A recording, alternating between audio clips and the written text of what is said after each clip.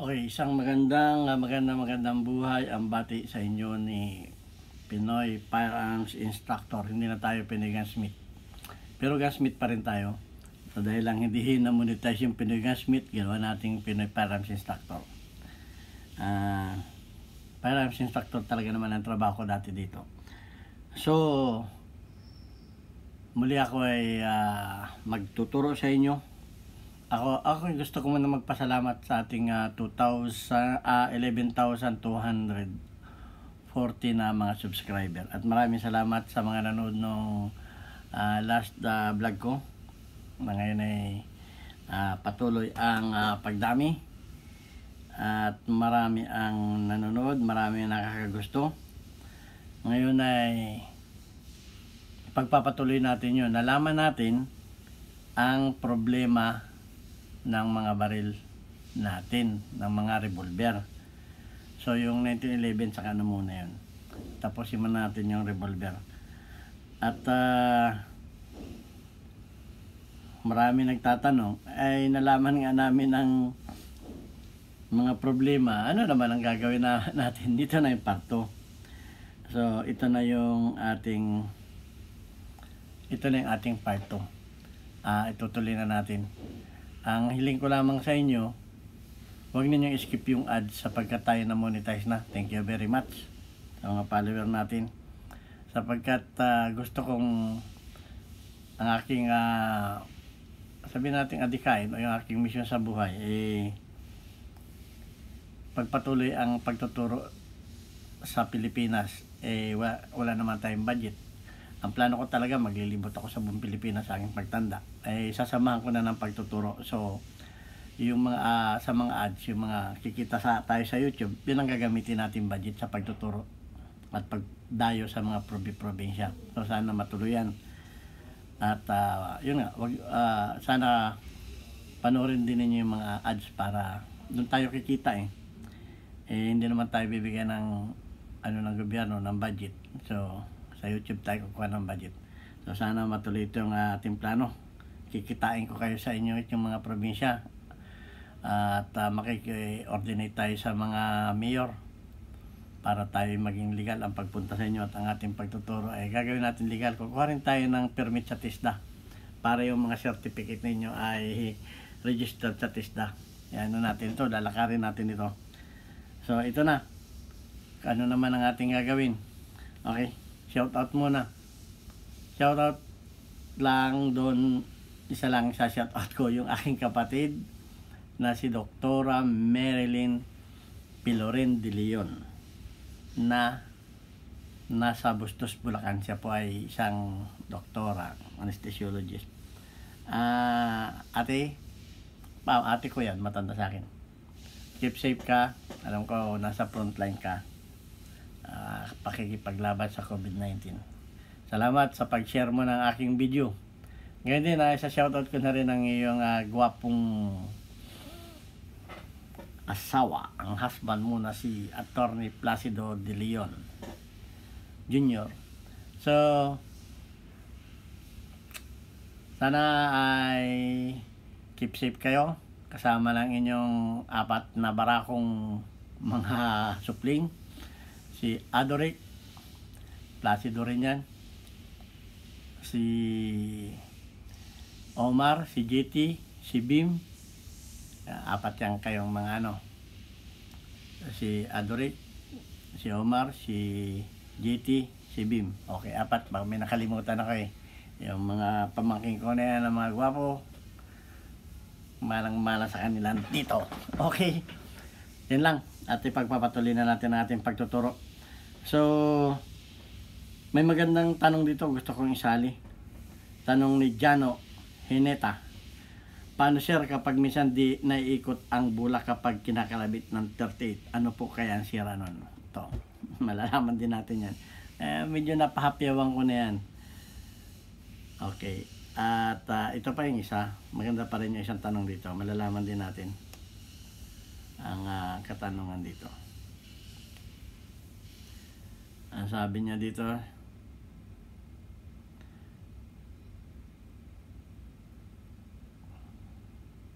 ito, Sir, kapag ba yung reset ng trigger ay nag-stuck kapag mabilis ang pagkalabit, may problema ba yung trigger ng revolver o sadyang ganun or normal lang yun sa revolver? Ayun, isa yan sa mga problema na nakaligtaan natin. Salamat sa iyo, shout out sa iyo. Aigan Torres. Okay, ganito yan oh. Meron tayo dito isang revolver. Okay, check. Always trigger finger out, check lagi, swang out ang cylinder para siguradong walang bala. So, ganito yun. Pag kinalabit daw ng mabilis, minsan, hindi na bumabalik, ganyan lang oh. So, kinakailangan magre-reset. Ito ang reset niya. Kalabitin natin ha. May maririnig kayong dalawang click. Unang click, yun, nag-click. Padalawang click, reset na. So, titingnan natin kung anong nangyari sa loob. Bubuksan natin. Kita na natin dito. Pakikita natin kung paano pag-reset. Kasi umi-stack yung kalimitan nito nangyayari sa mga, sabihin ko na sa inyo, sa mga hindi original. Sabihin na natin, huwag natin sabihin Danaw kasi parang Danaw lang ang marunong gumawa. Sabihin natin na backyard, yaring backyard. Okay? So, buksan natin to, mabilisan na lang para matapos kagad. Yan.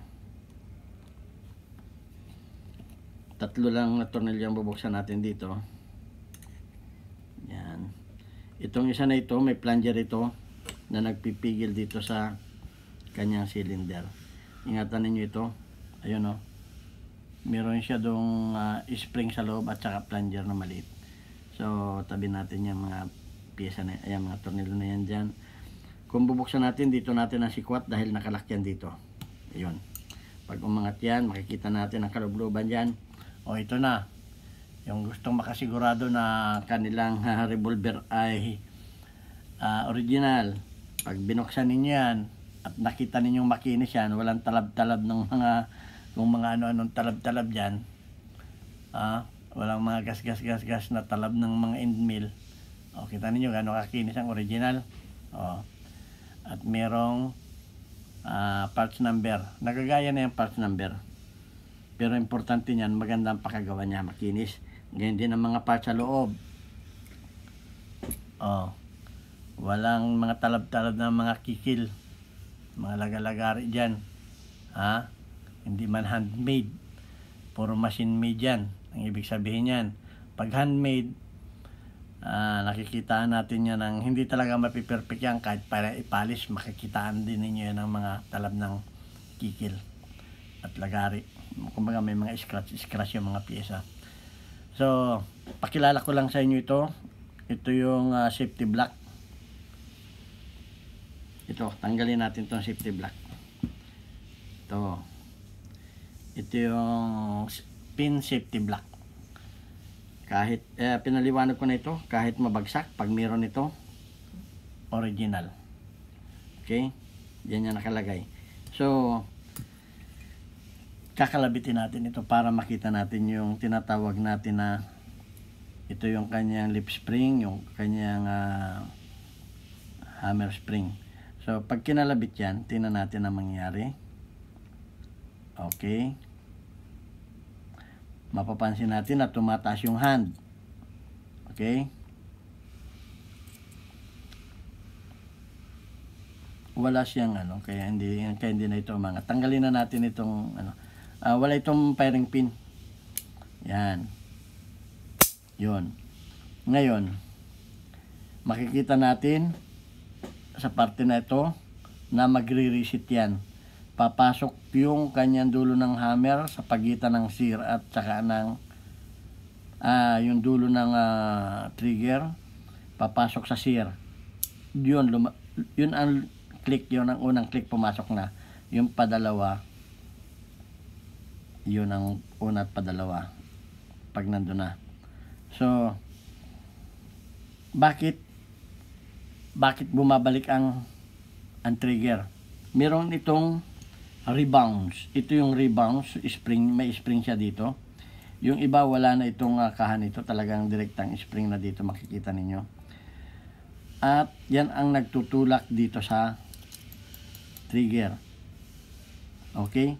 Pag ito ay wala, bakit yung iba, yung sinasabi na hindi bumabalik?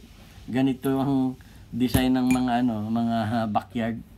Napakadaling gawin kasi ang ginagawa nila ay gumagawa lang sila ng wire. Gagawa lang sila ng spring wire na yung itong hand niya may kanal doon. Pagkatapos magko-coil siya dito. At ito ang kumbaga may ititensyon niya pababa ito para itutulak niya yung kanyang hammer pababa para bumalik doon. Yung kanyang trigger itutulak niya ito pababa. So ito mahina itong pagka hindi na maganda ang nangalay na itong spring na ito kasi kalimitan nito ginagawa-gawa lang. Doon meron ng problema, hindi na bumabalik. Parang ganito siya coil. Yung coil niya nakapasok dito. Sobrang dami ng coil, isang ikot lang yun yung dulo niya nandito yung kabilang dulo, at yung kabilang dulo niya sasabihin ko sa inyo ganito ang kanyang idea. Yan, nakaganyan siya. Yan, itong parte na ito may kanal siya at itutulak nitong spring na to pababa. Tutulak itong pababa, natural. Pag ito'y bumaba, ito babalik pa ganon. Yun, ito ang may diferensya. Hindi kamukha nitong may rebound spring dito na maganda ang laro niya. Maganda siyang lumaro. So, ito ang nagiging problema. So, pagka mahinang pumalo ang hammer ninyo, actually, yung mga court, ganito naman ang spring niya. Nakaganito naman siya dito. Yan, nakaganyan naman siya. Ito naman ang niya. Pagka humina na to,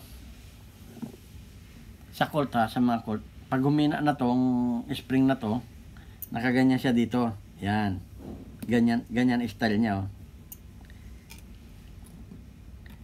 Yan, ganyan ang style niya. Kita ninyo ito. Nagpapapalo siya dito, ganito. Pag naputol ito, o di kaya humina na, o di kaya kinalawang na yan, humihina ng palo ng hammer. So, it's either na magpalit kayo o gumawa kayo. Sinabi ko na sa inyo ang materialis nito.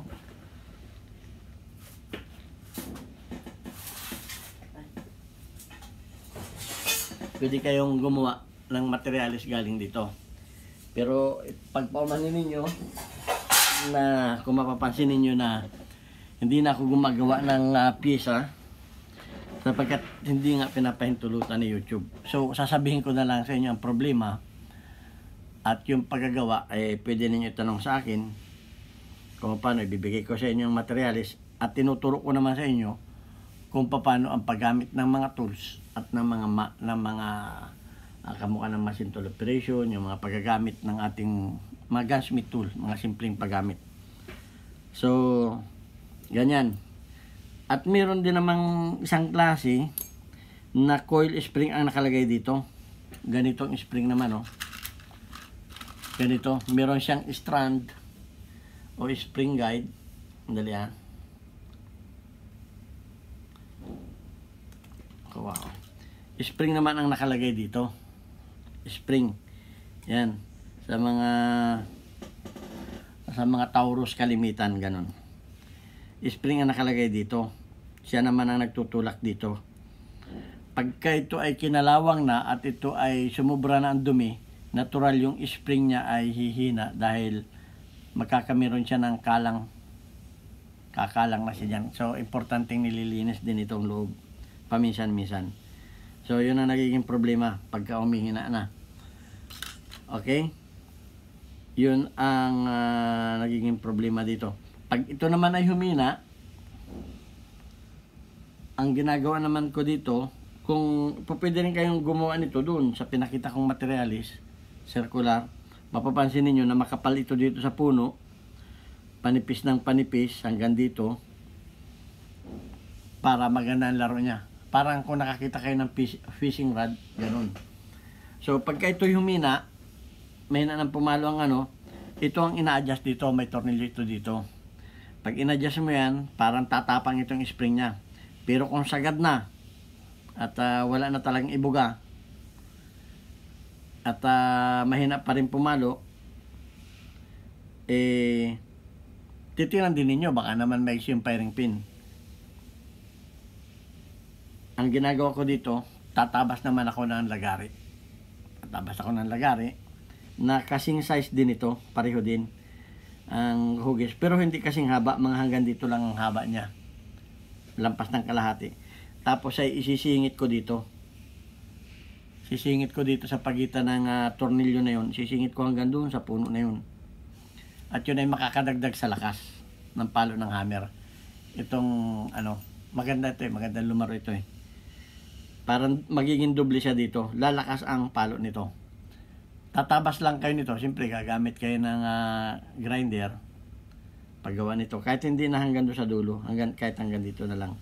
So, yun lang. At pagka mahina na bumalik ang maaring natanggal itong poste na to. Pag natanggal itong poste na to, natural, hindi nagagana yan. Kasi ito ang nagpipigil dyan sa spring sa loob. May spring yan sa loob at saka stand. Yung pagbabaklas at pagbubuo nito, saka ibang episode na yun. So, ganon.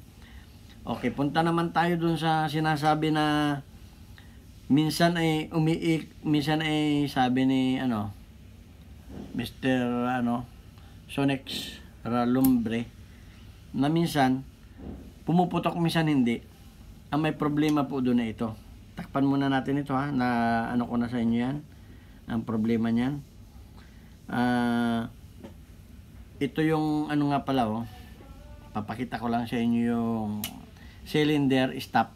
Ito yung cylinder stop. Sinabi ko rin sa inyo na pagka ito ay hindi na lumalaban, importanteng ito ay lumalaban. Ito. Maliit lang siya na parang half mo na nakalutang doon. Pag ito hindi lumalaban, may problema. Meron siyang spring dito.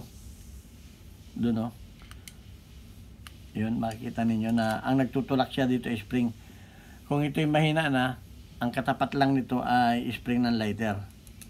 Okay? Yung ibang modelo, ang mga ng mga Taurus, andi dito naman yung kanyang spring.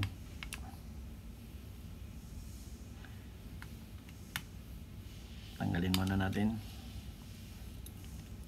Yan. Yung ibang modelo, nandito yung spring niya sa loob. At may parang ganitong pako. May spring sa loob. Ito yung parang plunger, malaki yung ulo. Na yun naman ang tumutulak. Nakasuot din siya dito. Na yun ang tumutulak dito. Para siya lumutang. So, yan ang yun yung dapat nating malaman kung may diferensya ito. Kung putol na, pwede tayong palitan yan o pwedeng gawa natin na re-rebuild yan. So, ito naman problema sa hand. Pag itong hand na to, tatanggalin ko itong hand na ito yung may spring sa loob. Pag itong hand na to, ito yung tumutulak dito. Yung tumutulak dito. Pag maiksi na yung hand, hindi na makakaabot yung kanyang cylinder stop dito. Kakapusin na. Kaya pagka yung tinisting natin, pagka ginano natin, tutulak siyang ganon. Pag kinalabit, tutulak siya at kapos na. Tapos sagad na, pag ginano natin umikot ng konti, yun ang sinasabi ko sa inyo na wala may diferensya. So, maiksi na yung hand. Alin yung hand? Ito yung hand. Bakit minsan bakit minsan pumuputok, minsan hindi? Pagka po napalakas yung ating kalabit, ganito ang mangyayari. Pagka napalakas yung kalabit natin, napabigla, malakas ang salya nito, may buwelo ang bula. Pero pag dandahan ng kalabit, ganun, walang buwelo ang bula, hindi makakaabot. So, ganun din, pag binigla natin nakak, ang mangyayari, may buwelo yung bula.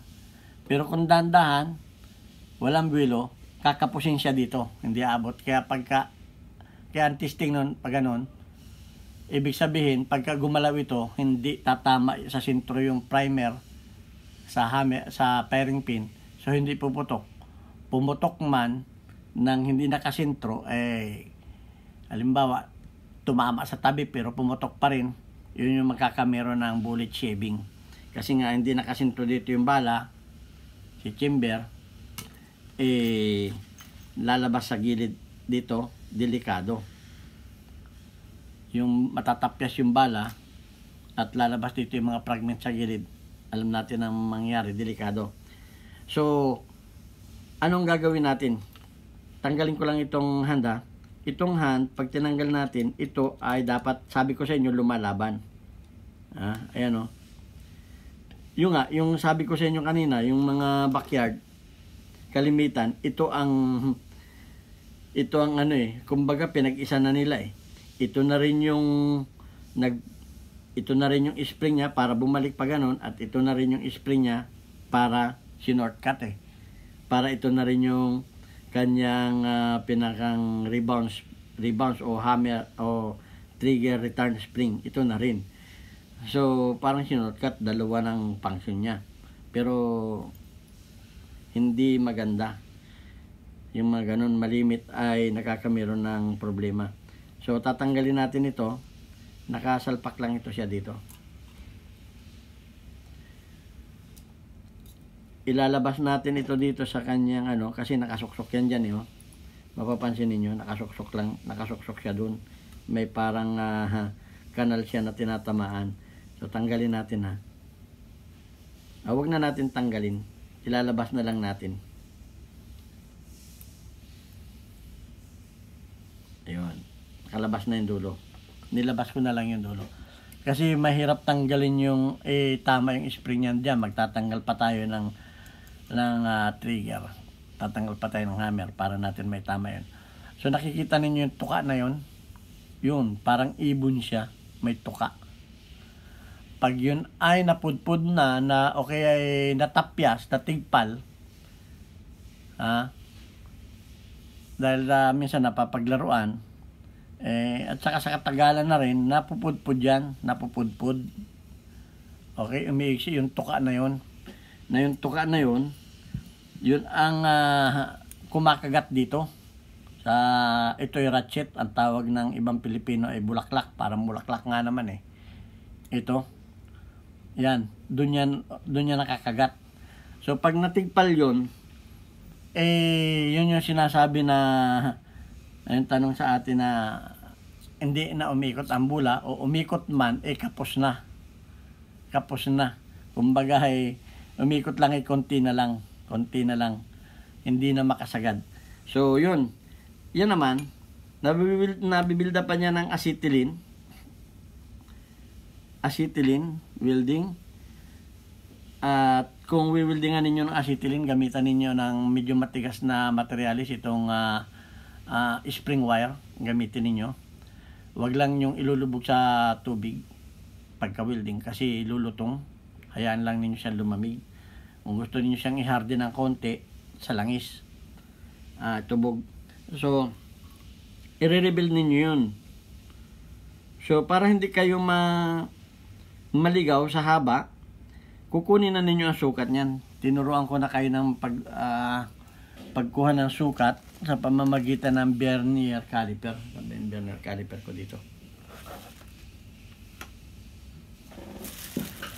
Wala yata yung vernier. Ito. Kukunin na ninyo ang sukat nito bago ninyo weldingan. O ay sabi niyo, ay hindi ako marunong mag-welding, wala akong pang-welding. Pumunta kayo sa mga welding machine shop. Marami dong mga professional na welder. Sabihin, i-explain lang ninyo na ganun kalaki ang ilalagay ninyo. Kukunin na ninyo ang sukat niyan. Okay, pag nakuha na ninyo ang sukat niyan, okay. Eksaktong ano to, eksaktong 3 cm. Eksaktong 3 cm ang haba ng sukat. So, tatandaan na ninyo, pagka nirebuild yan at inyong kinikil na, kikilang naman yan eh. Siyempre, i-reshape ninyo siya. Kukunin ninyo yung shape niyan, dating ganun. At may trial and error din yan ha. Pag yan ay napahaba, ang magiging problema niyan pag napahaba ay biglang titigas. Pag kinalabit ninyo biglang titigas, bakit biglang tumigas? Sumubrang haba, na-break na yung kanyang tumama na dito yung tumama na dito itong sumute na yung kanyang cylinder stop dito. So naka-break na siya, itutulak pa niya to, hindi na siya iikot. Hindi na siya iikot, matigas, wag ninyong pilitin, masisira pag matigas na. So gagawin niyo, babawas kayo ng konti-konti, trial and error hanggang sa ma-eksakto na ninyo. Okay, yun lang ang yun lang ang mga sakit na kalimitan. So yun namang may salyada, yung may ganun, tingnan ninyo kung may kalug ito, kamukha nung isa kong nag-PM sa akin, nakita ko may tama yun, maluwang na yung butas na yun. Sabi ko, dalhin mo sa welding machine shop yan. Okay, sa welding shop, okay, sa machine shop, sa gunsmith. Patanggal mo yan, i-rebuild mo yun, pabutasan mo ng sakto lang yun para mawala yung kalog. So, ginawa naman niya, umukay daw naman. So, isa pa, pagka yung butas dito ay lumuang na rin, minsan puputok, minsan hindi. Bakit? Minsan masisintro, minsan tatamaan niya yung primer, minsan hindi, kasi nga gaganong-ganon yung bala niya eh. Siyempre, kakalog-kalog eh. Minsan masisintro niya yung primer. Late naman yung primer yan. Pag yan ay tabi-tabi, hindi puputok yan. Kinakailangan talaga malapit sa gitna para pumutok. So, ganon. Minsan puputok, minsan hindi. Sabi niya, sir, maano naman eh, malalim naman eh. Tinignan ko yung mga bala eh. Nasa tabi. So, hindi talaga puputok. Kasi nga, hindi na niya masintro. So, yun lang ang magiging problema. Ito, yung butas, o di kaya ito, baka ito'y gastado na rin, itong center stud na to, center bolt, center stud na yan, pag yan ay gastado at maliit na rin, napapaltan yan. Yung sinasabi ko sa inyo na ang kalag nito, ang pagtanggal nito ay sa halip na paluag ay pahigpit. Ito, yan, tatanggalin ninyo yan dyan, ito, papalitan ninyo to. Baka po pwede na ang rayos ng dyan. Rayos ng tricycle. Okay, ingatan lang. Tatanggalin ninyo, titingnan ninyo kung ito'y pudpud na. Okay, babalik lang ninyo. May spring yan dito, ingatan lang ninyo yung spring.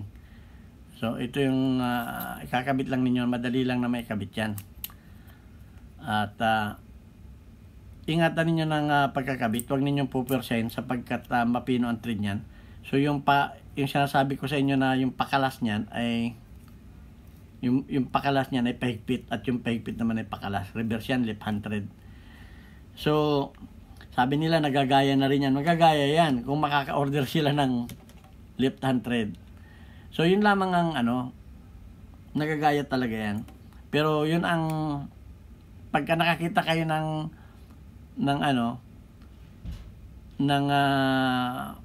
hindi gano'n ang ikot, malamang alam na ninyo. Yun ang mga colt, dito naman natatanggal yan sa puno, dito natatanggal, may pantanggal nito dito. At kung gano'n din, kung ito naman ang may diferensya, natitigpal din yan, nagagasgas din yan, nare-rebuild rin yan, ito. Itong parang bulaklak na ito, nare-rebuild yan. Saan ninyo pawiwildingan yan? Babaklasin nga ninyo, tatanggalin ninyo para hindi mapiktuhan yung spring doon. Babaklasin ninyo. Na ano yan, sa TIG weld, yung magagaling mag-welding sa TIG, pawildingan ninyo yan. At kukuha kayo ng maliit na barina, gagawin ninyong ganito at sisilsilin ninyo. Sisilsilin ninyo yan. O di kaya, tinuruan ko kayo sa milling, tinuro ko sa yung paggamit ng end mill. Sa end mill ninyo titirahin yan. Bibili kayo ng end mill na maliit. Yung end mill na talim na maliit. At i-end millin ninyo yan. Okay? Titirahin ninyo ng end mill yan. Ito. Dali lang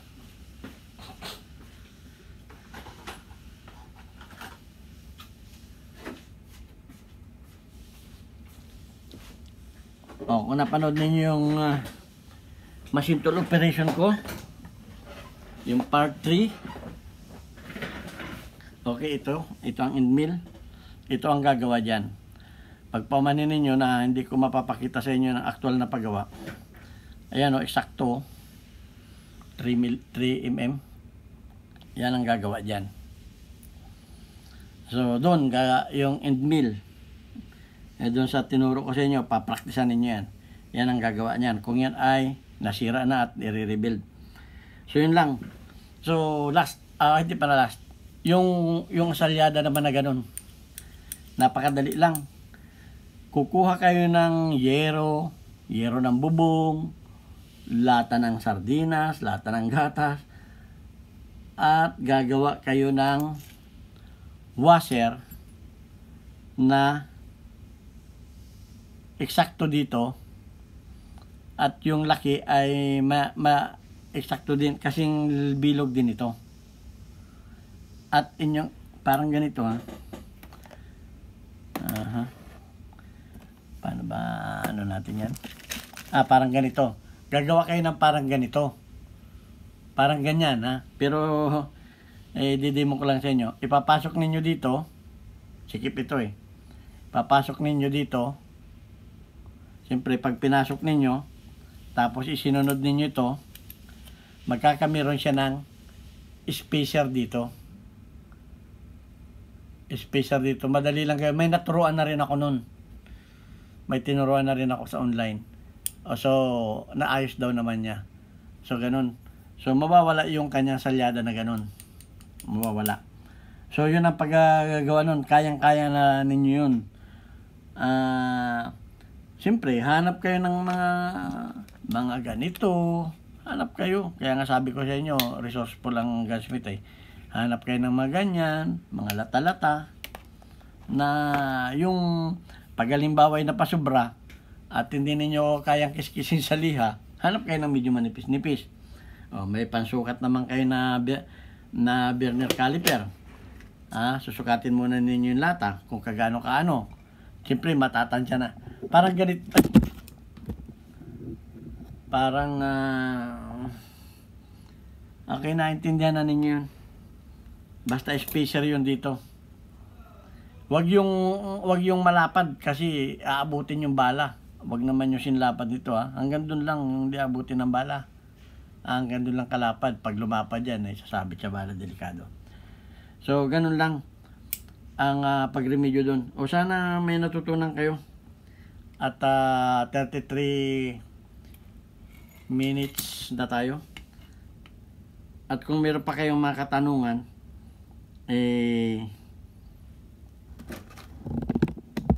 ipahabol ninyo.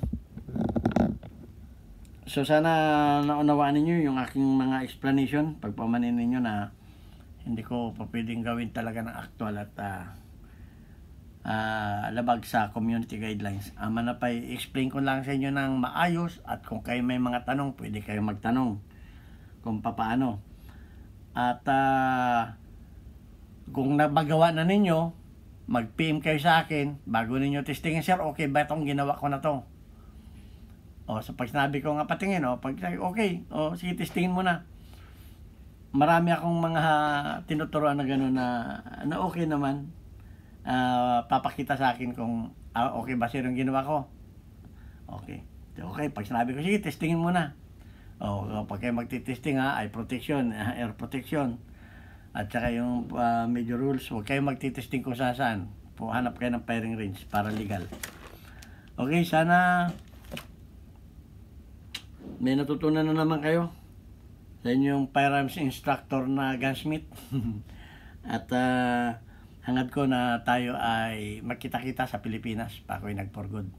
At yun nga, meron tayo ng budget sa pamagitan ng YouTube. Huwag ninyo skip ang ating mga ads para tayo magkameron ng budget at gagawa tayo ng mobile school.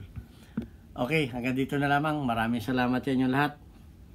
Hanggang sa muli nating vlog. Yung 1911 susunod na natin. Okay? Susunod na natin dito yung 1911. Ayoko lang magkamhalo-halo. Siyempre, revolver 1911. Pagka planchado ng at wala nang ganong nagtatanong dito, pag walang nagtanong na, 1911 na tayo sa sunod natin na vlog next week. Okay, at malalaman natin ang fake na 1911. Explain ko rin sa inyo. Okay, thank you very much. Ito ang inyong Pinoy Firearms Instructor na gunsmith din. Bye-bye.